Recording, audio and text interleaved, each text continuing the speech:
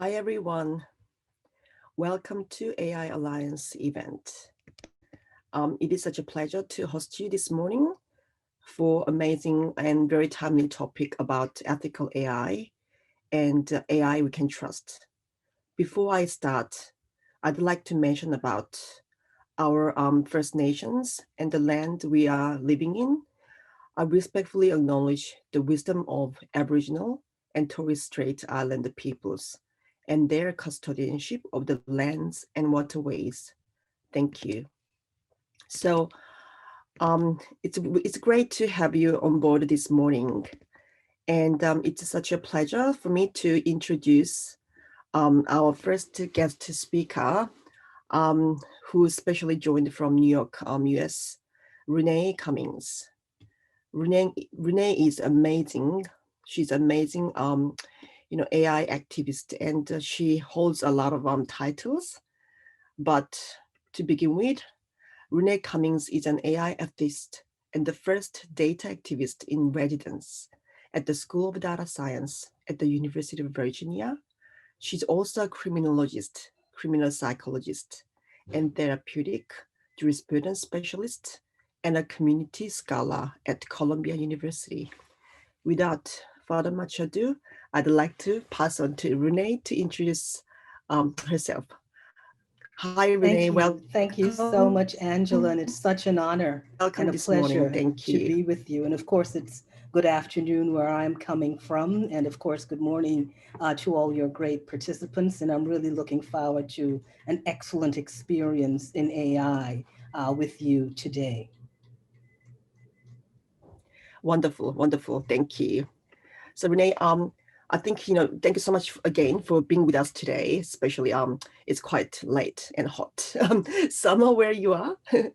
And Very hot. very hot, I can tell, yeah, because, based on the conversation we had earlier.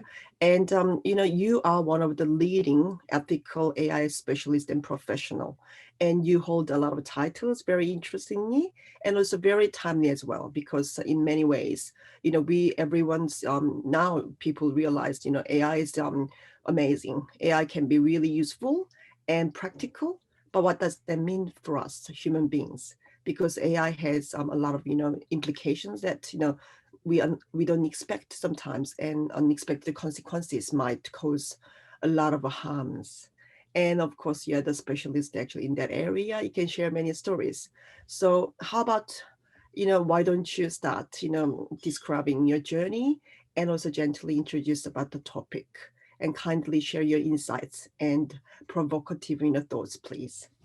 Definitely. So my journey into AI began, of course, at the intersection of criminal justice and AI, and really examining some of the risk assessment tools, the algorithmic decision-making systems that were being deployed in the criminal justice system, and realizing that these algorithms were really reimagining the ways in which we administer justice. And these algorithms were also providing what we call zombie predictions and risk scores that were inaccurate when it came to defining risks in the criminal justice system, and of course, saying who should be released and who should be detained. So there were some critical questions. And I think within the realm of AI and at the intersection of criminal justice, we started to see some of the challenges with this technology and the design and the deployment that was not interdisciplinary, that did not have a multicultural worldview. So I think criminal justice is so real time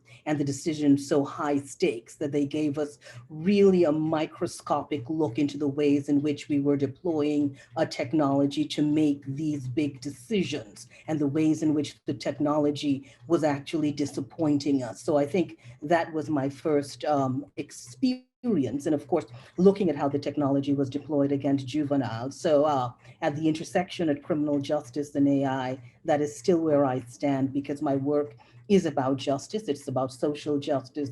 It is about algorithmic justice. It's about design justice. So that would be my entree, sort of to speak, with AI.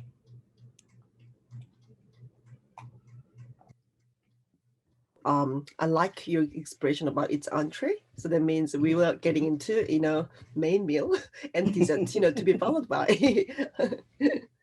Definitely. So if you want, I can start my presentation now. Please, thank you. Certainly. So one of the things that I always say is that conversations change lives. And I think it is so important for us to have a critical conversation about AI, about algorithms, and about the ways in which we are thinking about new and emerging technologies. But it's also important for us to really appreciate the narratives behind the technology we are using, and understand how these narratives play into different stereotypes and different biases and forms of discrimination, and how these narratives, these technological narratives, these algorithmic narratives are impacting the ways in which we interact with each other. So AI we can trust. What is AI we can trust, and how do we define trustworthy AI? How do we operationalize trustworthy AI? How do we take trustworthy AI from philosophy to practice, from knowledge to know-how, and what to do? How do we design, develop, and deploy AI we can trust? When we think about trust, for me, immediately, I think about relationships, because relationships are so natural to who we are. Our lives are relational, connected, and interconnected. We engage and interact with each other and our environment, and we interact and engage with new and emerging technologies such as AI, because these are a critical part of our environment and the infrastructure of our lives and livelihood. Relationships are critical to our very existence and well-being.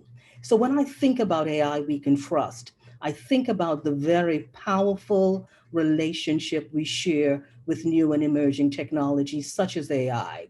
I think about the ways in which we interact and engage with AI. And I think you would agree that we have a very powerful and personal relationship with technology, an intimate relationship that defines so much of who we are, what we do, when we do it, where we do it, who we do it with, why we do it, and how we do it. That is how powerful technology is in our lives. So technology seems ever present, omnipresent, and omnipotent, so that it is powerful. And that powerful relationship we share with technology, its potency and its pervasiveness drives our relationship with technologies such as AI and inform much of what we do and what we think, or how we may or may not trust technology. Or the potency and pervasiveness may speak to a blind faith or a blind loyalty that some may have in technology because it has been with us for so long. It has been part of our lives and our existence for so long. So from where we use technology, think about it. In our bedrooms, under the covers, in our bathrooms, to how we use technology. Just think about Google and the things we have searched for over the years, the questions we have asked Google, and we understand the intimate experience we have with new and emerging technologies such as AI. Most people don't know what an algorithm is, but an algorithm knows us. There's an algorithm out there that knows each and every one of us intimately, who we are, what we do, our likes and our dislikes. Just think about the 4.66 billion internet users, the 2.8 billion Facebook users, the 1 billion Instagram users, the 740 million LinkedIn users, and the 199 million Twitter users. Some of us have our footprints and fingerprints on every social media platform. That's how intimately algorithms know us. But the big question is, how intimately do we know algorithms? AI we can trust. AI we can trust is about truth, it's about faith, it's about confidence, and a belief that AI will be principled, responsible, safe, secure, respect privacy and confidentiality, protecting our rights, civil rights, human rights, such as due process, duty of care, civil liberties, that AI will be fair, not biased, but non-discriminatory, ethical and non-deceiving. But how do we create this reality of AI we can trust? And this is exactly what I am trying to do now with my work at the intersection of AI and justice. It is my work in criminology and criminal psychology that ushered me into life as an AI ethicist and data activist. My work examines the many levels of bias and discrimination, exclusion, marginalization, victimization, and other injustices in big data, data-driven decision-making, algorithmic decision-making, AI, machine learning, deep learning, and new and emerging technologies in general that continue to undermine the development and progress of Black, Indigenous people of color, minoritized groups, vulnerable groups, protected groups, and high needs, underserved, under-resourced communities. I examine algorithmic decision making in criminal justice and other industries and sectors. I interrogate algorithms and investigate how algorithms could undermine duty of care, an obligation to act responsibly and do no harm, and how algorithms can frustrate due process, equity, injustice in front of the criminal justice system because of a lack of due diligence around the power, privilege, and politics inherent in data, and how historical data, which could be biased and discriminatory, are impacting futures and denying so many access, opportunity, and the resources to generate wealth and define our own legacies. Justice, equity, diversity, inclusion, the Jedi principle of AI is so critical to my work, which seeks to bring an ethical approach to the application of algorithms everywhere they are deployed. Rapid developments in AI have enabled, unfortunately, scientific, statistical, and systemic racism to enter a new era in which machine learning models, AI systems, are embedded with biases, especially implicit biases and conscious biases present in human behavior.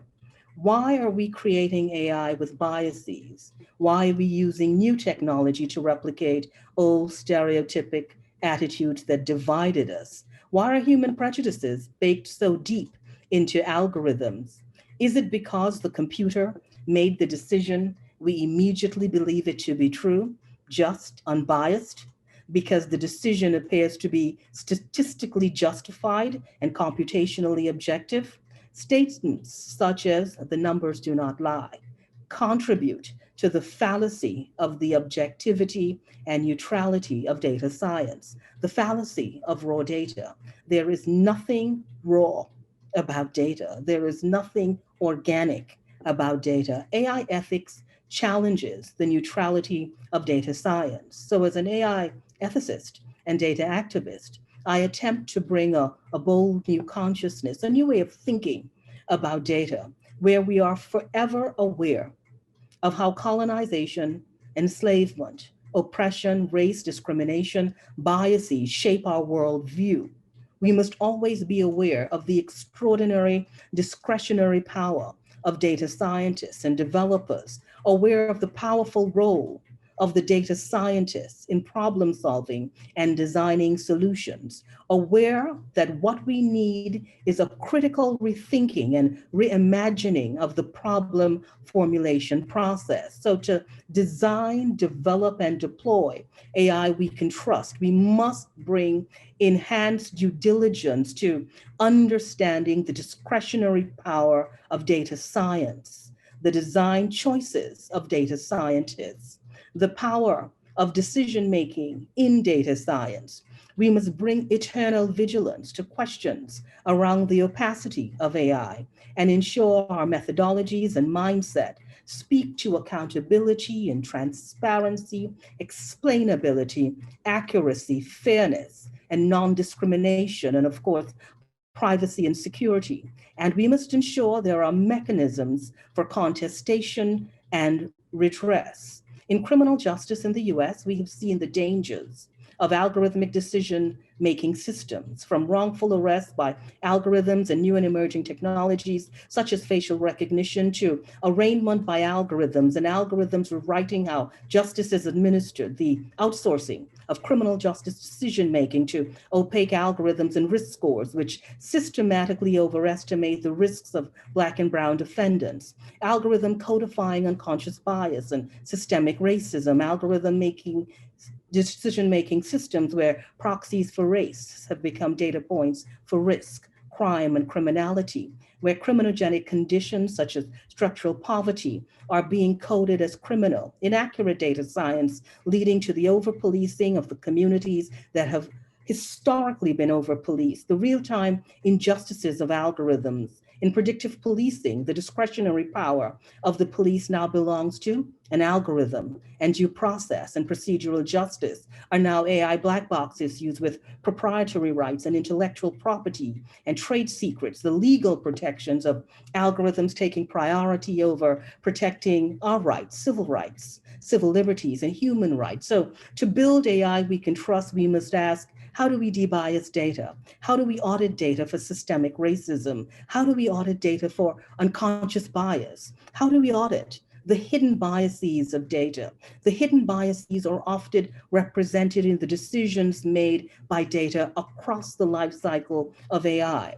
Design, development, deployment. Think about data collection, annotation, classification, data analysis. All of these could be very questionable. So we must ask questions such as who was designing, developing, and deploying the technology? Who formulated the design question? The who, what, why, when, and how of data collection? Who collected?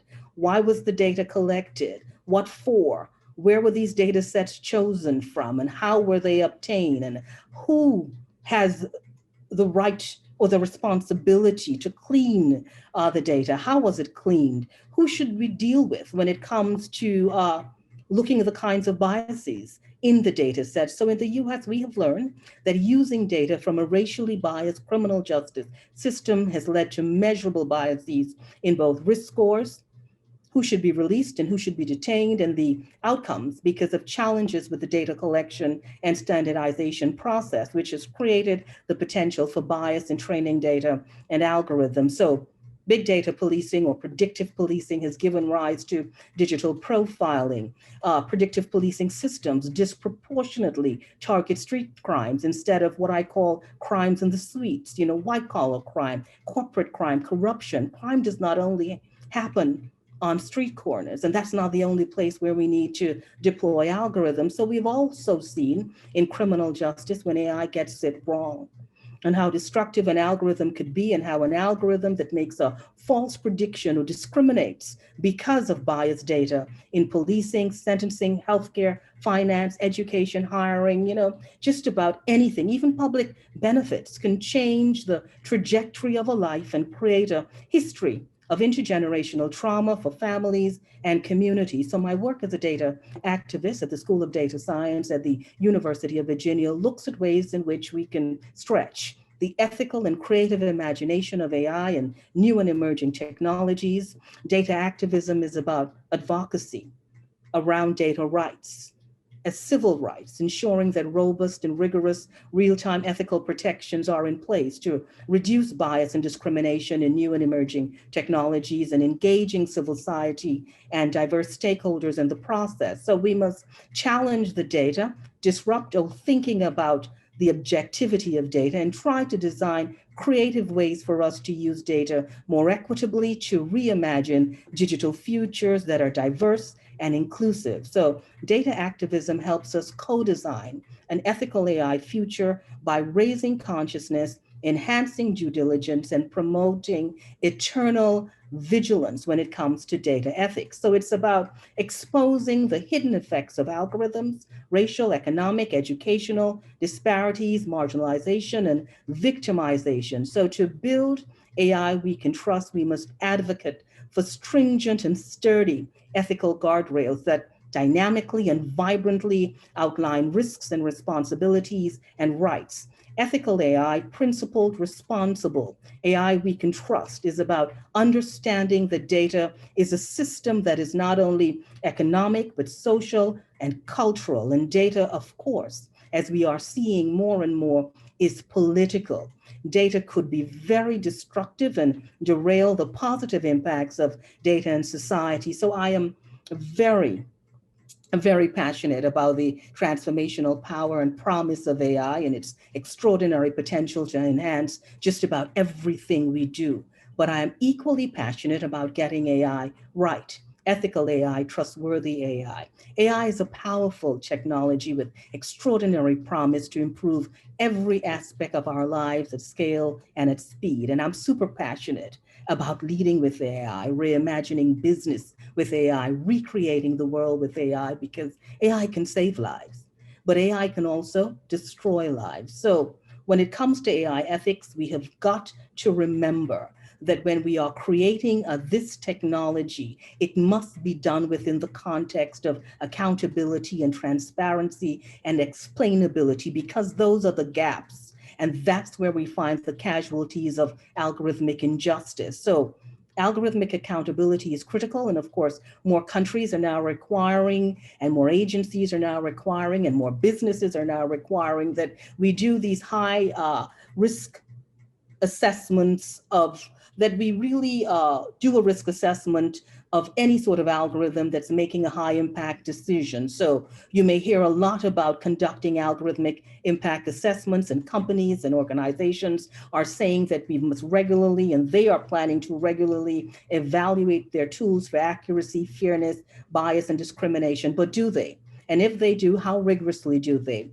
And is the monitoring and evaluation of AI systems seen as critical to the business model? So therefore, we must balance AI with ethics, and with AI innovation, we must understand that ethics must match the pace of innovation. Ethics must be integrated across the AI lifecycle. It must create an environment of careful stewardship for AI. So how do we create AI we can trust? We must advocate for justice-oriented design principles and ethical algorithmic solutions, and therefore diversity, equity, and inclusion are crucial to expanding the imagination of AI. So we must design, develop, and deploy AI systems that are accountable, transparent, auditable, accurate, fair, non-discriminatory, safe, secure, responsible, and principled. We cannot continue to deploy AI without fully understanding and addressing the fundamental challenges and deficiencies. So a multidisciplinary worldview and interdisciplinary teams across the AI lifecycle, from design to deployment, that consider concepts such as social justice and racial justice and design justice and algorithmic justice, are mandatory to ensure human rights and civil rights are protected. So we must advocate always for data rights, because those are our rights. And we must use ethical AI to challenge our own thinking, from design to development and everything in between, even if it makes us uncomfortable. So the influence of AI is extraordinary and continues to change how we interact with each other and how we interact with the world. Our relationship with AI will be the relationship of the future. So we must ask ourselves, how can we use ethics to create more mature, sophisticated, and trustworthy AI? And with every algorithm, we must deploy a legacy of prosperity, sustainability, and trust. We must deploy ethics with AI to truly enjoy the extraordinary possibilities of AI we can trust. I thank you so very much. Thank you. Fantastic. Thank you so much, Renee. I should call you actually ethical AI justice Jedi, Renee. Because you've really mentioned all really important and fundamental aspects of ethical AI and what that means, because to bring the trust, it's two ways, right? So you can't really expect the community and the citizens who's almost like a recipient of ethical AI in practical environment to form the trust automatically, because the more harm, the more harmful negative outcomes people witness, then the less trust it can be built. So two ways we should work together to really promote really, if we want to thrive in this digital economy where a lot of things will be based on AI and algorithm, then we should make a conscious effort. And learning all this framework is really great point, and it's fundamental. It's must. It's not optional anymore, right? And I can see that great questions coming from came from the audience chat. So Renee, the question is, do you think personal characteristics including age, gender, ethnicity, and religious orientation be included in actuarial models to estimate risk scores for insurance policies? Or do including these characteristics reinforce bias and discrimination? Thank you for that question. Of course, I'm not a specialist when it comes to insurance, but I am really involved with groups that are trying to reimagine the ways in which we think about insurance. And what we've realized so far is that many of the approaches to coming up with risk within the field of insurance does promote bias and discrimination, in particular against certain groups and, of course, certain communities. The challenge is that we want to create something that does not create more risks. So I think at the moment, the industry is looking at what are the best approaches to creating those risk scores. I don't think they are there yet, and I'm not in a position to say if those things would be the best things. But I think what they are looking at, and one of the things that I have been speaking within that community about, is looking at ways in which through insurance and through those risk scores,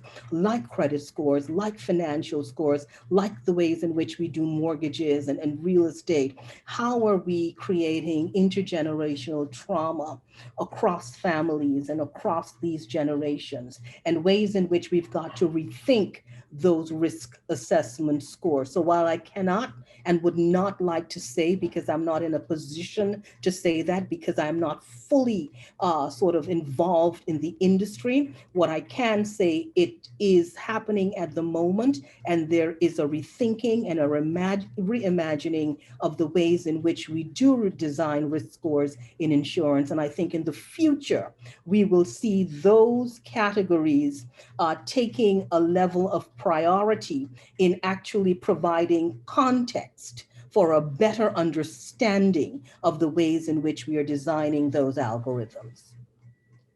Fantastic. Thank you so much, Renee. I have another question for you from Marina. Um, AI is a feed from data, mostly skewed, not necessarily biased. How can AI be used to address systematic problems that may be reflected in the data itself?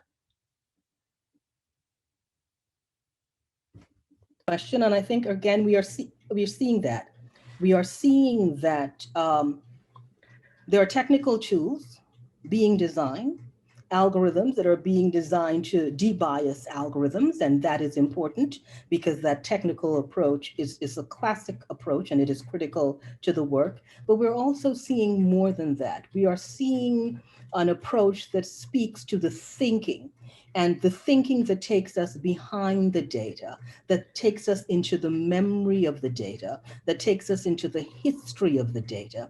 And we've got to combine the thinking and the technical to really debias the data sets and to really build algorithms or algorithmic decision-making systems that are more equitable. So it's a combination of both, and it is beyond skewed data, because I think skewed data makes us feel comfortable that it doesn't have anything to do with us if we are data scientists. But I think the way in which we are going right now with AI ethics and data activism is that the data scientists must have a higher consciousness and understanding of the discretionary power held by the data scientists, understanding that every time you choose a decision, a data set, you have chosen decisions that have come before with that data. So it's about getting behind the data. It's about dismantling the data. It is really about disrupting the data that we want to use. So how could we call it disruptive technology if we've not even made an effort to disrupt the data. So it's beyond the skewed data, but it's getting into the memory and the history and an understanding that that data set is coming to us, and we need to be diligent, and we need to be vigilant, and we need to apply an ethical framework to the ways in which we clean and cleanse and reuse our data sets. Fantastic. Thank you so much, Renee. I think we are waiting for a few more questions coming through, but otherwise, maybe thank you so much, Renee, for sharing your view and thoughts. I'm pretty sure audience really immensely enjoyed your talk as much as I did. And it brings us to introduce our second speaker, amazing second speaker. We do have Nikita Dhami with us.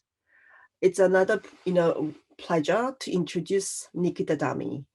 Nikita is another amazing AI specialist and professional, leading specialist in Australia in APAC region.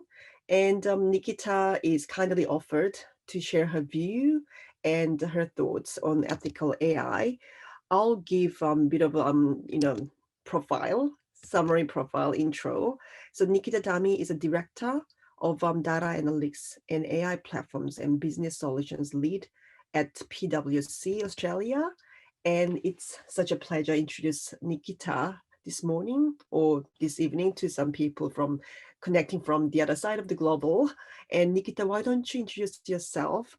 And we'd love to hear your view and your presentation this morning. Thank you. Thanks, Angela. You've always got nice things to say about me, so it always makes me feel good in the morning. Good to be here, everyone. So as Angela said, I've been working in the field of data and analytics for some time now and looking after AI and machine learning, both at PwC now and prior to that at DXC as well. I am looking forward to a bit of a discussion with you today. I will have a presentation with just my face and maybe a couple of slides later on. I might keep them up my sleeve if my talk track gets too boring for you. So I guess I'll start with giving a bit of a background about AI and a bit of background about where it's come from, how did we get here, before we dive into some of the more practical things a business can do. Simple steps, even some, we'll discuss a model or two from, validation of models as well, and we'll go from there. So I guess, firstly, AI explained. The term was coined in 1956 by John McCarthy, and we had lots of people contribute to the concept. Isaac Asimov, who was a sci-fi novelist, actually. There was a mathematician, Alan Turing, pretty famous. We've had movies about him. Cognitive scientist Marvin Minsky, and many, many others that sort of led to the concept of AI developing in our society. But it was always, stuck in not quite there, a little bit sci-fi still, until we had IBM's Deep Blue create that sensation. And I can't remember the chess player's name, but he was beaten in 1997. And it is pretty famous, you'll find him. And that's when AI sort of really started to take off as a concept that organizations and governments and we started to see, especially now more and more in our day-to-day life. And the main thing was we didn't have the storage or the computing power to make AI practical. We do now. You've heard about cloud, you see the ads everywhere. So it's I guess we understand why we are here. Things we're probably not as developed on still, while the technology is there, we're still lacking in some processes. So if you think about big organizations, and let's take the example of banks, right? So banks in Australia, we've got 4 major banks, and a lot of them, as you know, have acquired other banks or other agencies or other entities over time. And what that means is their backend systems and data, that view is very siloed. They still haven't created a full end-to-end picture of a customer. They might not even know that a customer sitting in XYZ system is the same as a customer sitting in ABC system. So inherently that causes a bit of an issue when you want to get a complete and holistic picture of your data before you develop AI. So technology is there, our processes aren't there, maybe we're not as mature in understanding data quite yet. And that's one of the risks, as Renee mentioned earlier. One of the risks with AI is really your data being biased or incomplete, or siloed, or misunderstood. And that causes a lot of issues when we start talking about learning algorithms. Learning algorithms, very much like babies, they get thrown a lot of information and then learn from that information. You give a child crappy information, it's going to learn crappy behavior. Very much the same with AI. So data becomes a very important aspect of what you need to get right or mitigate against if you don't get it right. And when I talk about learning algorithms, I'm including supervised, unsupervised reinforcement and deep learning algorithms. We mostly have learning algorithms. We don't have self-sufficient, self-actualized AI yet, and probably not for a little while. Okay, so we focused on, what is AI? What are some of the inherent issues with developing robust AI from a technology perspective and from a process perspective? But there's a big element of people as well. So people are good and bad, and ultimately, the person who drives the development of AI, their target, their desire, what they're thinking about, and what they want to do is going to play a big part into how that model, that algorithm, is developed. So if I have intentions of, let's say, target in pop media or in pop culture, this is a very popular example. If I have a desire to target a cohort of society using social media, and that cohort of society I don't know as an individual, but using machine learning, I do know characteristics about them. And to then say I'm going to target them as a segment of society, I know enough to create micro segments. I know that if I target this 1,000 person segment with fake news, it's going to disseminate in a way that will be for my benefit and not necessarily society's benefit. So just as we have in society good and bad people with good and bad intentions, they've, with AI and machine learning, essentially get a tool to further whatever intention they have. AI in and of itself is not good or bad, it's neutral. However, the person making it, the data that you're working with, the technology limitations, the processes around you, is what will cause all the issues.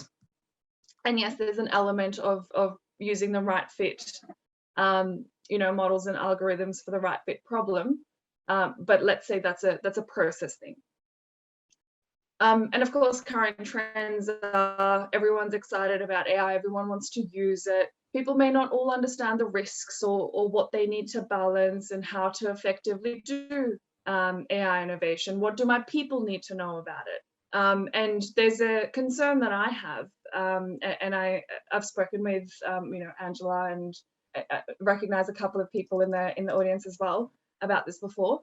There's a concern that I have if we keep talking about AI and we keep talking about data as this esoteric concept where we need to be regulating AI itself very heavily, regulating or just creating a misconception that AI itself is bad. We actually stop treating all the reasons why it's become such an issue. because we're concentrating on the fact that AI is an issue, and we're not looking at the fact that actually we're not investing enough in data environments in organizations. We're not investing enough in educating people about how data and AI work. We're not investing enough in ensuring that we have diversity when it comes to people going into tech fields. Because if we have that, then we make sure that there's a diverse group of people leading the way when it comes to the development of AI concepts.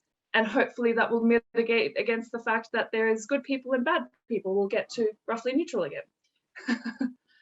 So I think it's really important to not put all the pressure on the word AI, understand where it came from, all the things that are required for it to be successful, and then consider all of those building blocks and go, have we got them right?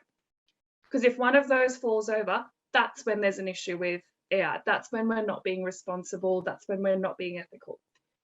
So it's very important to encourage everyone in this session to make sure that they invest time now in their life, long-term, ongoing, in better understanding data, what data is out there about, what data exists, how can it be used, how can't it be used, and how can you be involved in the development of governing it.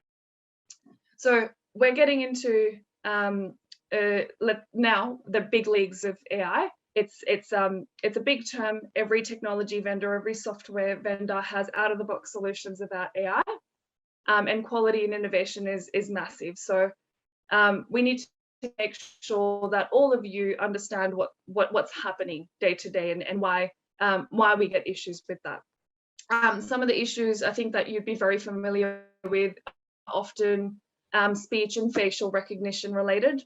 So if you think about, and this is our inherent bias coming in, right? So we have lots of photos of predominantly white people on a particular data set that's available on Google. And we don't have that many of people who look like me, like Angela, like Renee. We don't have enough diversity in that photo data set, unstructured data. So we don't have enough diversity in that data set. So when we start to go into facial recognition scenarios, and the learning algorithm that is picking up, that is trained to recognize faces, hasn't learned enough about our faces effectively. So we have an inherent flaw in the data, because now it can't recognize me. It can recognize people that are similar to what it has learned before, but it can't recognize me. Very similar to a child, right? So you often see children the first time they've seen a brown person or a very, very tall brown person like me, they go, oh, wow, you're really odd. And that's okay. It's not necessarily bad on its own, but what it means is that we haven't given enough consideration to what the building blocks were. So coming back to that point of what are the building blocks of an effective learning system? And did we make sure that learning system was in place for this AI to be effective? Anyway, lots of challenges. We've kind of discussed them all, but I might just pivot into some of the practical things businesses can do in two angles. So I think there's an element of how to be successful overall when you are embarking on AI, and how to be successful with making sure you get a return on your investment. But before I even go into that, I'm going to talk about what's practical for them when it comes to ethics in AI. Not everything is practical. We want everything to be 100% before we embark on something, because yes, absolutely, it concerns our lives and our livelihoods.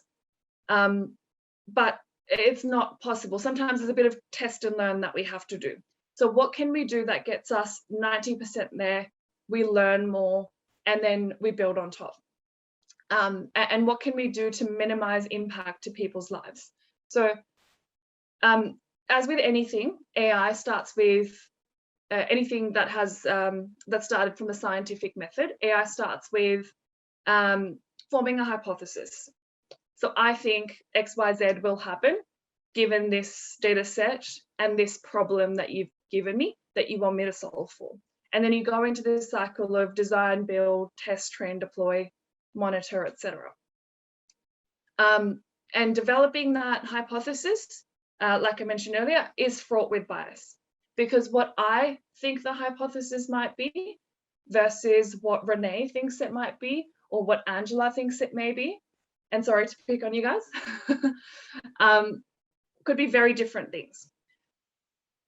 And that risks persists when we frame the problem. What I think the problem might be and its nuances might be, could be very different from anyone else. And my chosen solution will look very different from anyone else's subsequently. And that includes what data I might select from this big, wide data set that I have, and what I might just decide is not useful, while the opposite might be true for someone else. And so it's extremely rare for two people who are working in isolation to come up with a common solution and decide to take the same path in building that AI solution. It could look completely different. And it may not, the results might be completely different, solving for the same problem, and they're both correct. Both of the results are fine from a process perspective. And they might be hitting, you know, the nail on the head, but they're completely different things. So in terms of mitigation measures, what you need to consider is, how can you have a group of people work together who are diverse, and then get them to come up with the solution together. So you're mitigating against how I might perceive the problem because of my past experience versus how someone else, and you're not going to get that 100% right. You're not going to be able to put in hundreds and hundreds of people to get, you know, statistical confidence up that we've mitigated against everyone's bias, but you will mitigate a lot. And hopefully with that diversity, you can overcome that initial problem of my personal bias. And of course, there's more things that we need to consider. And there's clarities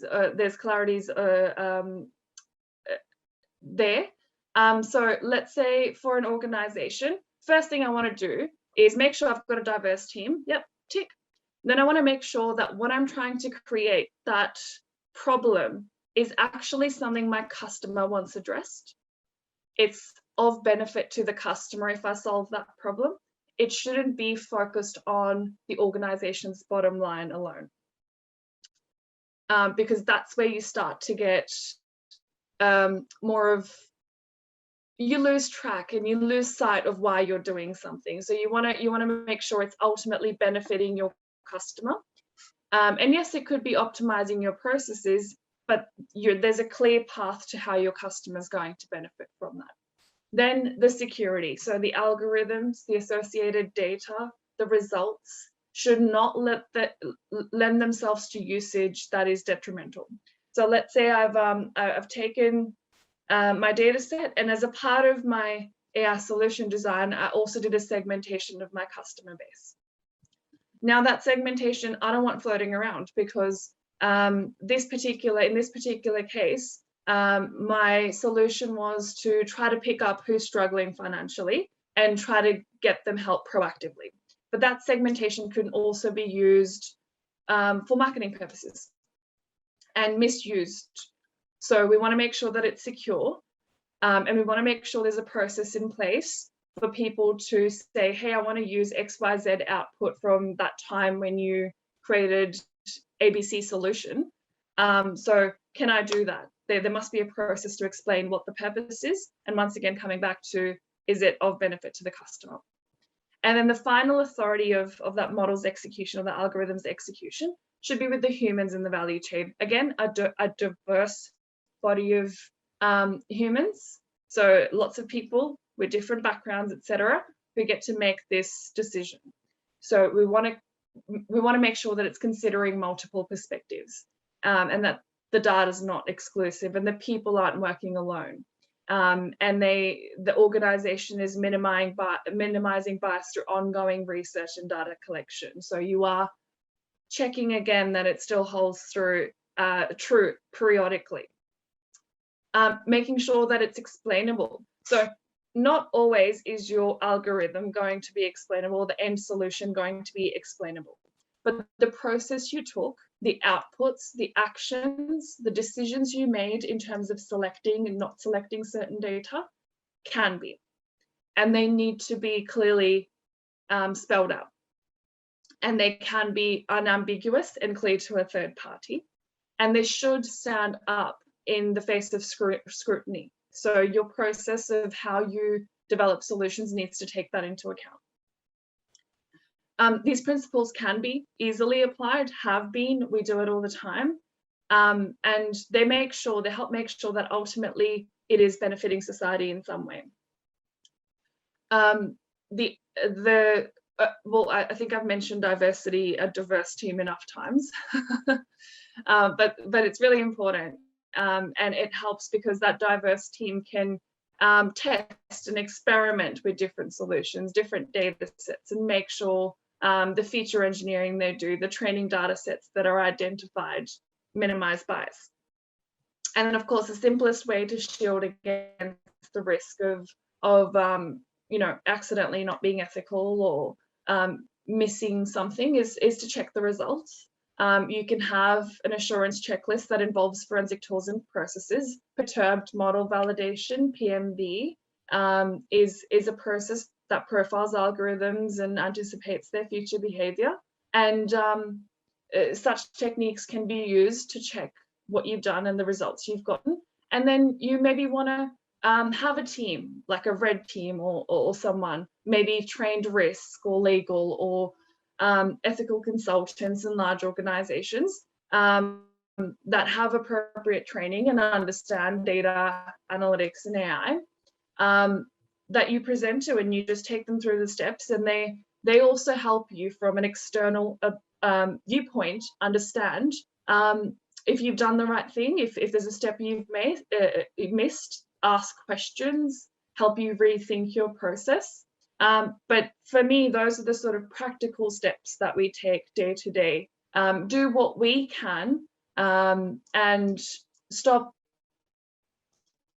the fear resting on the term AI, but more on fear, but have mitigations against missing those key building blocks that make AI deployments a risk. There's a little bit of a slide that I might show. It's just 2 slides, and I'll share my screen. That kind of summarizes what we spoke about, and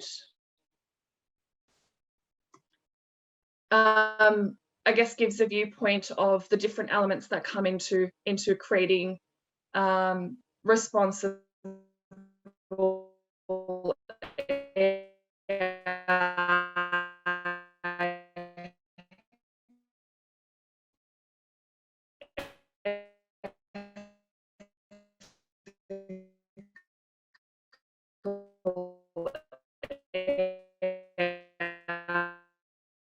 created a process and a value chain who might be looking at it day to day or potentially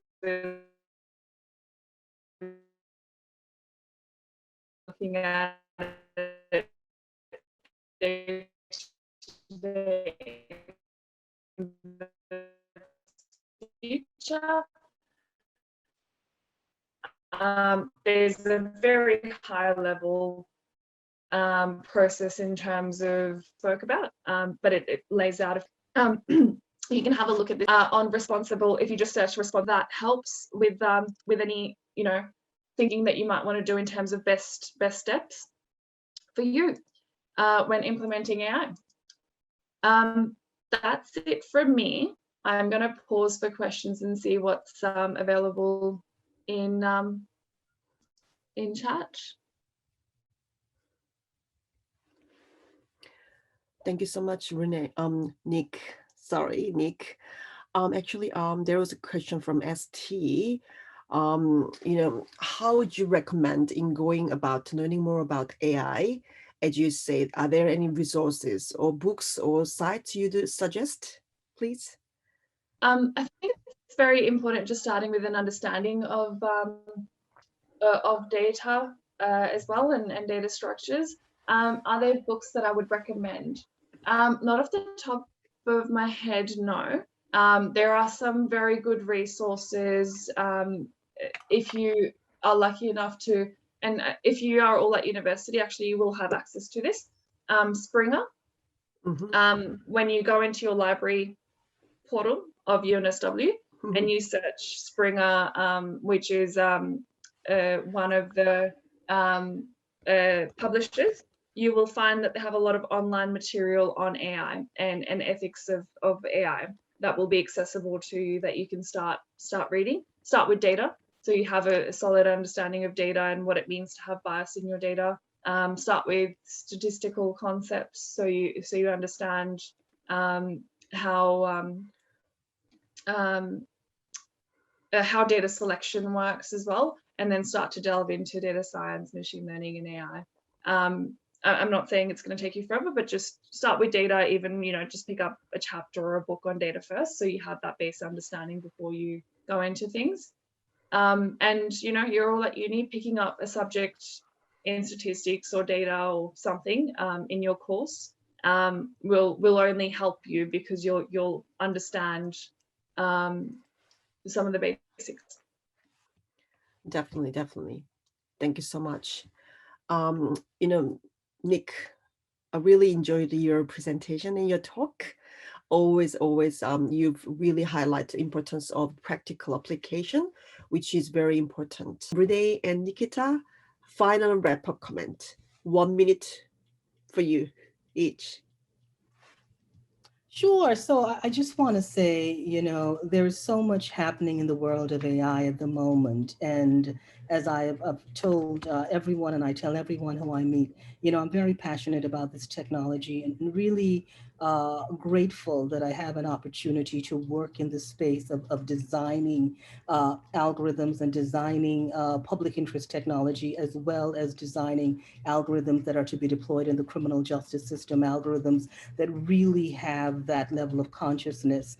When it comes to ethical AI, it's really about who you are as an individual. And as I at the moment, I'm actually lecturing big data ethics, at the University of Virginia School of Data Science in the online program. And, I always say, when you think of an algorithm, think of it beyond a computational formula. Just think of it as a legacy. And every time you deploy an algorithm, you deploy a legacy that could define someone's life. And if you think about that, it really allows you to explore AI ethics within that concept. And for me, as I say, it's about due diligence. You understand what needs to be a part of an ethical framework, and it's always about being eternally vigilant about what we do within the realm of AI and AI ethics. And as I say always, it is not what we know about AI that presents the challenge,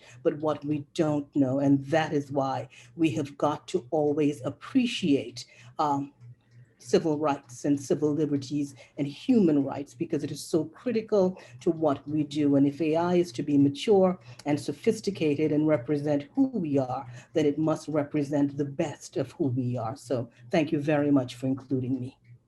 Thank you so much. Now over to you, Nick. Thanks, Angela, and thanks, Renee. Agree with everything Renee said. My field, of course, has been more on the practical application with organizations, and it's been fantastic to get a chance to speak a bit more about that today. I feel very strongly that we need to get the associated technologies, the complementary technologies that made AI a reality, robust data processes, the tech itself, and how organizations govern their data, technology, and AI environments. So yeah, I think it's fantastic that you're all here. Firstly, that lends credence to the fact that we're all interested, engaged, and willing to learn, which is the most important thing we can do in today's society. Just learn more about this field, better understand it, and know where we as a society and a community might be tripping up and intervene accordingly. Fantastic. Thank you so much, guys. We have a hard stop here. So, thank you so much for being with us today. And thank you so much, Renee and Nikita, for amazing talk in ethical AI. And audience, it's been a pleasure to be with you today. And I hope we can all become, ethical AI Jedi. And we together, we are stronger and we can work together to achieve, brighter and better outcome in AI. Thank you so much. Thank you, everyone. Thank you, Nikita, Angela. Bye-bye. Take care. Bye-bye. Take care. Bye-bye. Thank you.